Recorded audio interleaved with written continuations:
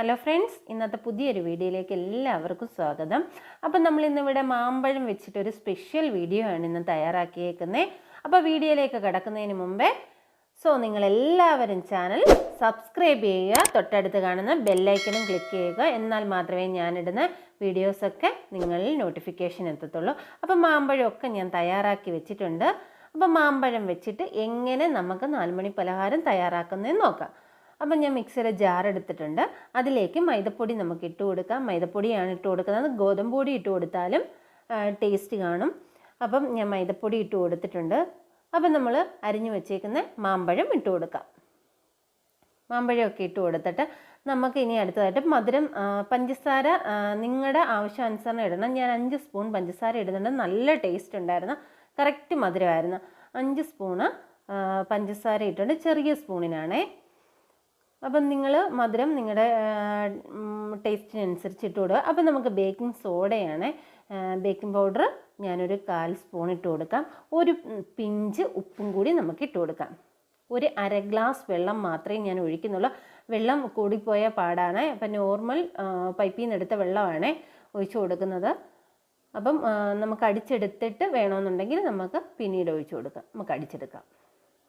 അപ്പം നന്നായിട്ട് കട്ടയൊന്നും ഇല്ലാത്ത രീതിയിൽ ഞാനിത് നന്നായിട്ട് അടിച്ചെടുത്തിട്ടുണ്ട്. നല്ല രീതിയിൽ തന്നെ അടിച്ചെടുക്കണം. ഇതിനകത്ത് കട്ട വരാൻ പാടില്ല. അപ്പം ഒരുപാട് വെള്ളവും ആവരുത്, ഒരുപാട് കുറുകയും ചെയ്യരുതാത്ത രീതിയിൽ നമ്മളിത് അടിച്ചെടുത്തിട്ടുണ്ട്. അപ്പം നമുക്ക് കുറച്ച് തേങ്ങാക്കൊത്ത് നെയ്യിൽ വറുത്തിടാം. ഇപ്പോൾ പാൻ അടുപ്പേ വെച്ചിട്ടുണ്ട്. ഞാൻ മിൽമയുടെ നെയ്യാണ്. അപ്പം ഞാനത് 1 ടീസ്പൂൺ ഒഴിച്ചു കൊടുക്കാം. നെയ്യിട്ട് കൊടുക്കാം. നെയ്യൊന്ന് ചൂടാവട്ടെ. നമുക്ക് തേങ്ങാക്കൊത്തിട്ട് നന്നായിട്ട് വറക്കാം. നെയ്യൊക്കെ ചൂടായിട്ട് അപ്പോൾ തേങ്ങാക്കൊത്തിട്ട് കൊടുക്കാം. അപ്പം നിങ്ങൾ വീഡിയോസൊക്കെ ഫുള്ളായിട്ട് കാണുക, സബ്സ്ക്രൈബ് ചെയ്യണം, അതാരും മറക്കല്ല. അപ്പം നിങ്ങളുടെയൊക്കെ സപ്പോർട്ടാണ് വേണ്ടത്.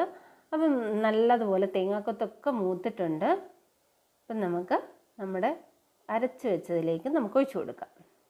ആ നെയ്യുടെ മണവും ആ മാങ്ങയുടെ മണവും ഒക്കെ മാങ്ങ ഇഷ്ടപ്പെടുന്ന എല്ലാവർക്കും ഈ ഒരു ടേസ്റ്റ് ഇഷ്ടമാണ്. അപ്പം നല്ലതുപോലെ നമുക്കിതൊന്ന് ഇളക്കിയെടുക്കാം. കറക്റ്റ് പരുവാണ്. ഈ ഒരു പരുവത്തിൽ തന്നെ നമുക്കിത് കിട്ടണം.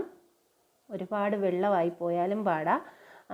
നമുക്ക് ചുട്ടെടുക്കാൻ ഈ ഒരു പരുവം കറക്റ്റാണ്. അപ്പം നമുക്ക് ഉണ്ണിയപ്പച്ചട്ടി അടുപ്പേ വയ്ക്കാം. അപ്പം നമ്മുടെ പാൻ നന്നായിട്ട് ചൂടായി വരുന്നുണ്ട്. അപ്പം നമുക്കിതുപോലെ ഓരോ കുഴിയിലായിട്ട് നമുക്ക് ഓയിൽ ഒഴിച്ചു കൊടുക്കാം. ഓയിലൊക്കെ ഒഴിച്ച് ഓയിൽ നന്നായിട്ട് ചൂടാവുമ്പോൾ നമുക്ക് ചെറിയ സ്പൂണിനാണ് ഒഴിക്കുന്നത്. അപ്പോൾ ഓരോ സ്പൂണ് വീതം നമുക്ക് ഒഴിച്ചു കൊടുക്കാം. എല്ലാവരും ഒന്ന് വീട്ടിൽ ട്രൈ ചെയ്ത് നോക്കണം. 4 മണിക്കൊക്കെ കുട്ടികൾക്ക് ഇത് ചൂടോടെ കഴിക്കാൻ നല്ല ടേസ്റ്റാണ്.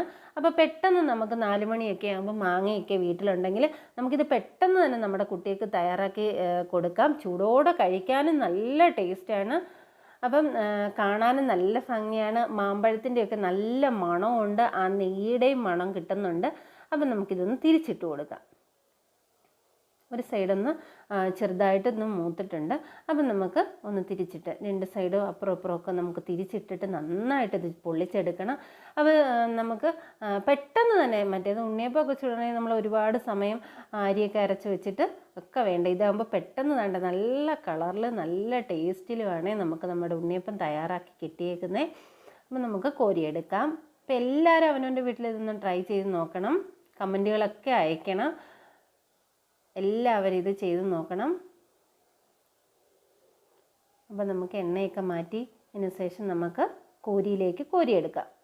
അപ്പോൾ കണ്ടാലേ അറിയാം, നല്ല ടേസ്റ്റാണ്. ഇത് ചൂടോടെ കഴിക്കാൻ നല്ല ടേസ്റ്റാണ്. അപ്പോൾ പുതിയൊരു നല്ലൊരു വീഡിയോ ആയിട്ട് കാണുന്നവരെ ടേക്ക് കെയർ, ബൈ ബൈ.